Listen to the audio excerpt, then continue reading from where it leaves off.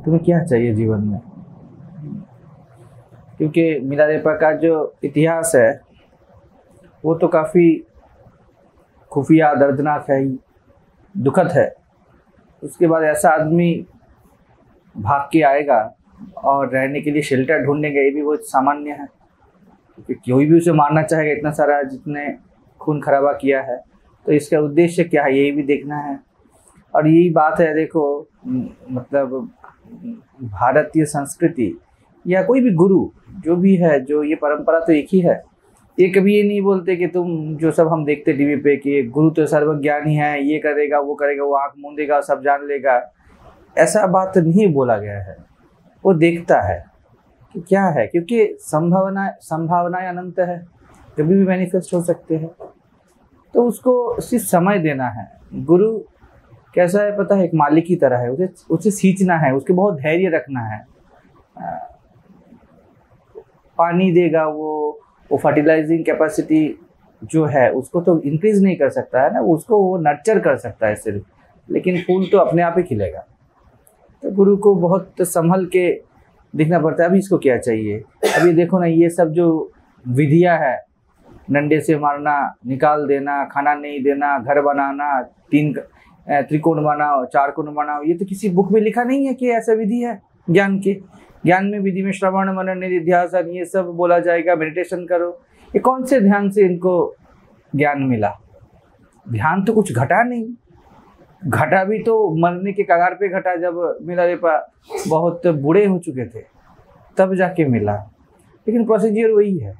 अब तुमको कहीं भी नहीं मिलेगा कि विधि में ही ऐसा घटा है कि ऐसा ऐसा करना है तो ऐसा ऐसा होना है। हम ऐसे हो जाते हैं, हमें लगता है ये जो गुरु कर रहा है ये तो नहीं है कहीं पे लिखा, तो शायद मैं भटक रहा हूँ। गुरु तभी भी देखेगा, क्या करेगा पता नहीं। अद्भुत अद्भुत सब विधियाँ है। किसी को तो खिड़की से फेंक दिया, किसी को सीढ़ी से लात मार दिया। तो अभी ये क्या क्या तैयार होना पड़ता है जमीन, तब जाके कुछ होता है। सिर्फ ये नहीं कि हम अहंकार लेके आते हैं, हम अचीवमेंट्स लेके आते हैं, सब उससे भी बड़ा बात है, हमें जब अचीवमेंट मिलता है ना, हम अचीवर बन के आते हैं। जहाँ पर बोला जाता है ना कि हम देवी महात्म्य पे भी देखे कि तुम मुझे पा नहीं पाओगे। माँ दुर्गा क्या बोलती है शुंभ निशुंभ को, कि तुम्हारे पास सब कुछ रह सकता है लेकिन तुम मुझे कभी पा नहीं पाओगे। तुम्हें बहुत कुछ मिल सकता है लेकिन तुम समुद्र को अपने आलिंगन में नहीं ला पाओगे, उसके सामने ही तुम्हें हाथ फैलाना पड़ेगा। तो ऐसा है कि जब कोई भी, हम सभी इतना, वो मिलारेपा के जीवन में हम देखते हैं कि वो तांत्रिक बहुत सारे सिद्धियाँ लेके आता है।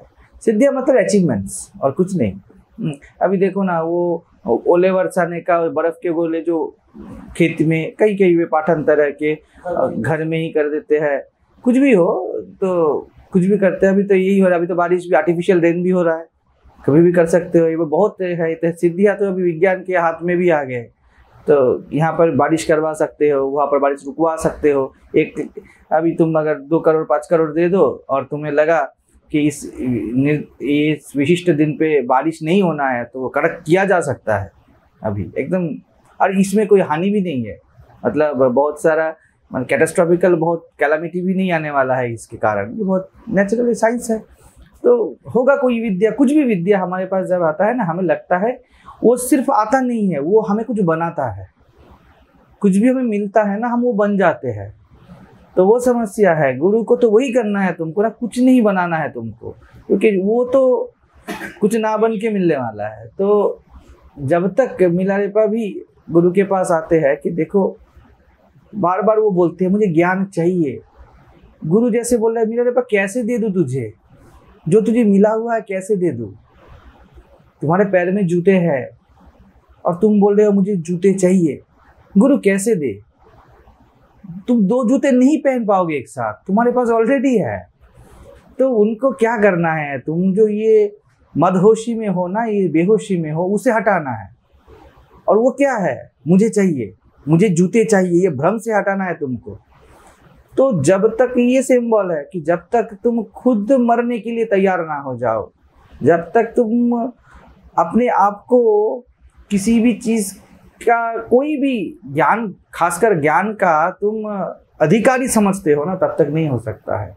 अधिकारी को मिलता है, लेकिन अधिकारी, जो अधिकारी है ज्ञान का, वो हर वक्त अपने आप को अयोग्य समझता है। ये अधिकारी का लक्षण है। वो कभी नहीं बोलेगा मैं अधिकारी हूँ, मैं योग्य हूँ।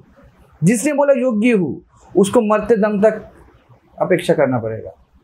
अगर अंदर है कि मैं तो ऊंचा हूँ, मैं, मुझे तो मिल सकता है, देखो बुक में ये श्रवण मनन निध्यासन मेडिटेशन मैंने किया है, ये किया है, वो किया है, पढ़ाई किया है, तुम कुछ भी करो, तुम्हारा, जैसे मैं गीता की क्लास में बोल रहा था, तुम्हारा ये करना ही तुम्हारा बंधन है, क्योंकि तुम्हारे अंदर करने वाला बाकी है।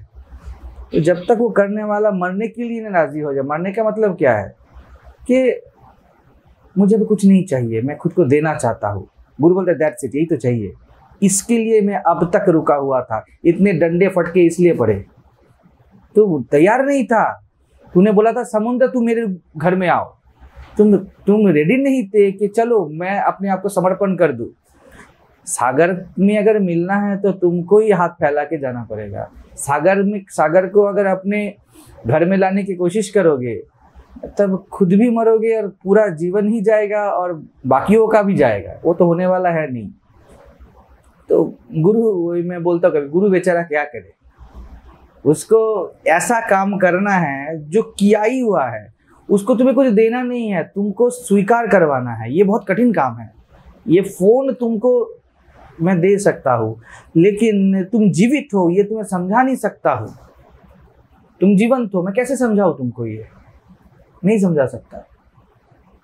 ये स्वीकार चाहिए तुमको, सिर्फ नहीं, स्वीकार करना बहुत मुश्किल है, क्योंकि तुम तरह तरह के तर्क ला के खड़े कर दोगे और ये तर्क से मिलने वाला है नहीं। इसीलिए अतीत से शुरू करके अब तक हर गुरुओं को देखा गया है, वो अद्भुत अद्भुत सब पैंतरे वो आजमाते हैं, कैसे भी हो जाए, कैसे भी हो जाए, डंडे से हो जाए, मार ही डालू ऐसे ही हो जाए, घर में आग लगा दूं ऐसे ही हो जाए, सब कुछ छीन जाए ऐसे ही हो जाए, कुछ भी, वो कुछ भी करेगा। इसलिए मतलब गुरु वो है जो घर में ना घर में है ना बाहर है, वो चौखट पे खड़ा है, हद और अनहद के बीच में खड़ा है, वो गुरु है। अभी उसको तुम प्रेडिक्ट नहीं कर सकते। तो घर में है, तुम बोलने जाओगे मिलेगा नहीं, तुम्हें लगेगा गुरु के पास जाकर शांत मूर्ति देखूंगा, वो खड़ग लेके खड़ा होगा। वो बाहर में है, तुम फिर बोलोगे, तुम्हें लगेगा कि अभी तो महाराज को, गुरु को बहुत इसको बढ़िया से डील करना चाहिए, उसको तुम शांत देखोगे, चुपचाप बैठा है, वो तुम्हारे पकड़ में नहीं आएगा। तो यही पहले से हर वक्त हुआ है, बुक में तो लिखा है वो सब, इसलिए मैं बोलता हूँ बुक में जो लिखा है वो उल्टी है, जो पचा नहीं वो बुक में लिख दिया, जो पच गया उसका कैसे पता चलेगा? तुम क्या क्या खाए हो, जो पचता नहीं वो निकल आता है। तो उल्टी देख के पता इतना ही चलता है कि क्या क्या तुम्हें नहीं पचा, लेकिन जो पच गया वो पता नहीं, वो गुरु करता है, उसका काम बहुत डिफिकल्ट है। यही हर वक्त मिला नहीं पानी, शाश्वत कहानी यही है। उसको सब कुछ करना पड़ता है, क्योंकि वो कुछ नहीं करना चाहता, उसको सब कुछ करना पड़ता है। कुछ भी करो, अतीत से शुरू करके उनको गाली मिला, उनको गुरुओं को मार मिला, लेकिन वो ऐसे ही रहते हैं, स्वभाव से है। इसलिए आचार्य शंकर भी यही बोलते हैं, ये स्वभाव से वसंत ऋतु की तरह है। वसंत ऋतु कैसा होता है? कोई भी हो, चोर हो, डाकू हो, खूनी हो, वो अपना खूबसूरती सबको देता है, वो ऐसा ही है। वसंत जब आएगा तब जो जेल में भी होगा उसके लिए भी तो आएगा ना। अगर जेल के कैंपस में एक पेड़ भी हुआ, इसमें फूल आ सकता है, वसंत उसको भी कृपा करेगा। वो नहीं बोलेगा कि ये तो कैदी है, खूनी है, इसको कृपा ना करो। वो ऐसा ही है। तो वसंत की तरह वो रहता है, उसको चाहिए नहीं कुछ, इसलिए उसको सब कुछ करना पड़ता है, सबके लिए चाहना पड़ता है। ये जीवन का नियम है। उसको खुद को कुछ नहीं करना है, सबके लिए करना पड़ता है। उसको खुद को जीने का आस नहीं, सबके लिए उसको जीना पड़ता है। यही मजा है जीवन का।